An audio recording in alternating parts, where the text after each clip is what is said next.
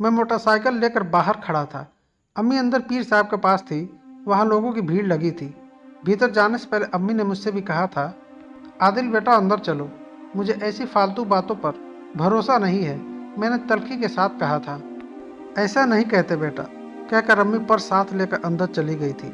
न जाने बाबा बैरागियों के पीछे ये ना समझ लोग क्यों भागते हैं। मैं देख रहा था कि कोई नारियल तो कोई मिठाई लेकर वहाँ आया हुआ था। पिछले जुमे पर भी जब अम्मी यहाँ आई थी तो 500 रुपये देकर अपना नंबर लगा गई थी। फ़ोन से ही आज का समय मिला था तो वे मुझे साथ लेकर आ गई थी। मैं घर का सबसे छोटा हूँ, इसलिए सबसे आसानी से मुहैया रहता हूँ। मैंने अम्मी को कई बार समझाया भी था, लेकिन वे मानने को तैयार नहीं थी। यह बात आईने की तरह साफ थी कि पिछले 2-3 सालों में हमारे घर की हालत बहुत ख़राब हो गई थी। इसके पहले सब ठीक ठाक था। मेरे अब्बा सरकारी ड्राइवर थे और न जाने कहाँ का शौक लगा तो एक ऑटो रिक्शा खरीद लिया और उसे किराए पर दे दिया। कुछ आमदनी होने लगी तो बैंक से कर्ज लेकर 2-3 ऑटो रिक्शा और ले लिए और उसी हिसाब से आमदनी बढ़ गई थी। अब्बा घर में मिठाई फल लाने लगे थे। 1-2 दिन छोड़कर चिकन बिरयानी या नॉनवेज बनने लगा था। फ्रिज में तो हमेशा फल भरे ही रहते थे। अम्मा के लिए चांदी के जेवर बन गए थे और फिर हाथ के कंगन, गले में सोने की माला आ गई थी। मेरी पढ़ाई के लिए अलग से कोचिंग क्लास लगा दी गई थी। मेरी बड़ी बहन यानी अप्पी भी हमारे साथ शहर में ही ब्याही गई थी। उनकी ससुराल में अम्मी कभी भी खाली हाथ नहीं जाती थी। बड़ी अप्पी के बच्चे तो नाना नानी का मानो इंतजार ही करते रहते थे। फिर अब्बा परेशान रहने लगे। वे किसी से कुछ बात नहीं कहते थे। मुझे कभी कपड़ों की या कोचिंग के लिए फीस की ज़रूरत होती तो वे झिड़क देते थे, कब तक मांगोगे, इतने बड़े हो गए हो, खुद कमाओ। अब्बा के मुंह से कड़वी बातें निकलने लगी थी। नए कपड़े दिलाना बंद हो गया था। अम्मी अब बड़ी अप्पी के यहाँ खाली हाथी जाने लगी थी। अम्मी घर खर्च के लिए 3-4 बार कहती, तब अब्बा रुपए निकाल कर देते थे। आखिर ऐसा क्यों हो रहा था? अम्मी कहती कि घर पर किसी की नज़र लग गई या किसी शैतान का बुरा साया घर में आ गया है। हद तो तब हो गई जब अब्बा ने अम्मी से सोने के कड़े उतरवा कर बेच दिए और जो रुपए आए उसका क्या किया पता नहीं। अम्मी को भरोसा हो गया था कि कुछ न कुछ गलत हो रहा है। वे मौलाना से पानी फुकवा कर ले आई, कुछ ताबीज़ भी बनवा लिए, अब्बा के तकिए के नीचे दबा दिए, लेकिन परेशानियां दूर नहीं हुई। एक दिन शाम को अम्मी ने एक पीर साहब को बुलवाया। वे पूरा घर घूम कर कहने लगे, कोई बुरी शय है, इसे दूर करने के लिए। पीर साहब ने 2000 रुपये मांगे। अम्मी ने जो रुपए जोड़ कर रखे थे वे निकाल कर दे दिए और तावीज़ ले लिया।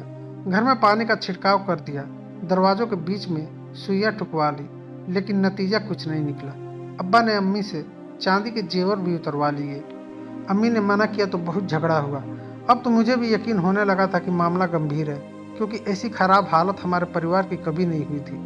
मम्मी ने यह बात अपनी बहनों से भी की और कोई बहुत पहुँचे हुए पीर बाबा के बारे में मालूम किया। अम्मी ने पिछले जुम्मे को पैसा देकर अपना नंबर लगवा लिया था। मैं अपनी यादों से लौट आया। मैंने घड़ी में देखा रात के 9 बज रहे थे। तभी देखा कि अम्मी बाहर बदहवास से आ रही थी। मैं घबरा गया और पूछा, क्या बात है अम्मी? कुछ नहीं बेटा, घर चल, घबराई सी आवाज़ में अम्मी ने कहा और कहते कहते उनका गला भर आया। आखिर माजरा क्या है? पीर साहब ने कुछ कहा क्या? मैंने जोर देकर पूछा। तू घर चल बस, अम्मी ने गुस्से में कहा। बड़ी अप्पी घर पर आई हुई थी। अम्मी तो अंदर आते ही अप्पी को गले लगाकर रोने लगी। आखिर दिल भर कर रो लेने के बाद अम्मी ने आंसू को पोंछा और कहा, मैं जो सोच रही थी वह सच था। क्या सोच रही थी? कुछ साफ साफ तो बताओ, बड़ी अप्पी ने पूछा। क्या बताऊं, हम तो बर्बाद हो गए। पीर साहब ने साफ साफ बताया है कि इनकी ज़िंदगी में दूसरी औरत है, जिसकी वजह से यह बर्बादी हो रही है। अम्मी जोर से रो रही थी। मैंने सुना तो मैं भी हैरान रह गया।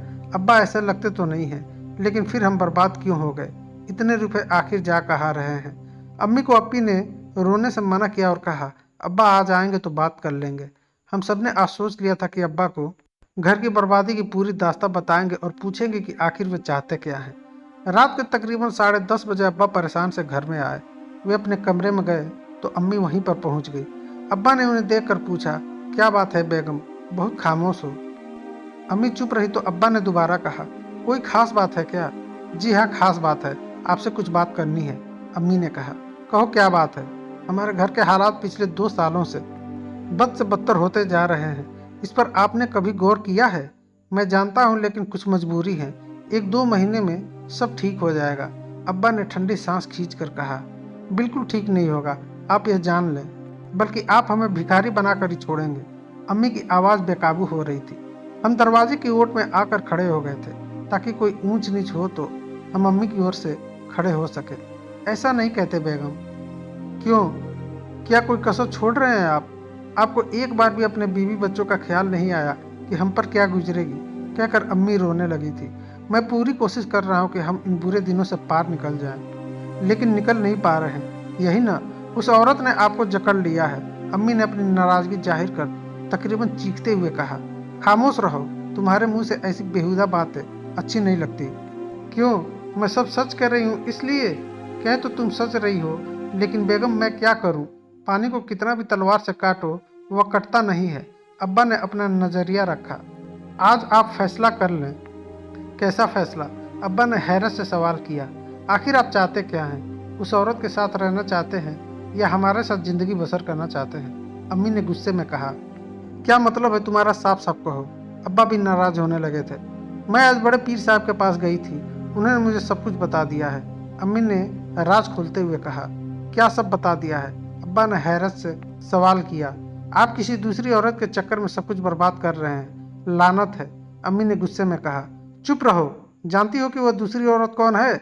अब्बा ने गुस्से में कांपते हुए कहा। कौन है? अम्मी ने भी उतनी ही तेजी से ऊंची आवाज में पूछा। तुम्हारी ननद है, मेरी बड़ी बहन।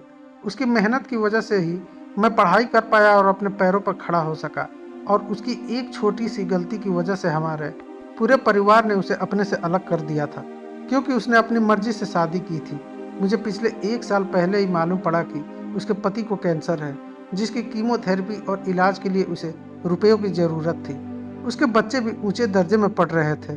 उन्होंने तो तय किया था इलाज नहीं कराएंगी, लेकिन जैसे ही मुझे खबर लगी तो मैंने इलाज और पढ़ाई की जिम्मेदारी ले ली ताकि वो परिवार बर्बाद होने से बच सके। मेरी बहन के हमारे सिर पर बहुत एहसान है। अगर मुझे जान देकर भी एहसान चुकाने पड़े तो मैं ऐसी खुशी खुशी कर सकता हूँ। कहते कहते अब्बा जोर से रो पड़े। अम्मी हैरानी से सब देखती सुनती रही। मुझसे कैसा बड़ा गुनाह हो गया? अम्मी बड़बड़ाई। हम भी दरवाजे की ओर से बाहर निकले और अब्बा के गले से लिपट गए। अब्बा, हमें माफ़ कर दो। अगर हमें और भी मुसीबतें झेलनी पड़ी तो हम झेल लेंगे, लेकिन आप उन्हें बचा लें, मैंने कहा। अब्बा ने आंसू पोंछे और कहा, आदिल बेटा, उनका पूरा इलाज हो गया है, वे ठीक हो गए हैं और भांजे को नौकरी भी लग गई है। यह सब तुम लोगों की मदद की वजह से ही हो पाया है। तुम लोग खामोश रहे और मैं उस परिवार की मदद करके उन्हें जिंदा रख पाया। अब्बा की आवाज़ में हम सबके प्रति शुक्रिया का भाव नजर आ रहा था। अम्मी ने शर्म के मारे नजरें नीची कर ली थी। अब्बा ने कहा, कल सुबह मेरी बहन यहाँ आने वाली है।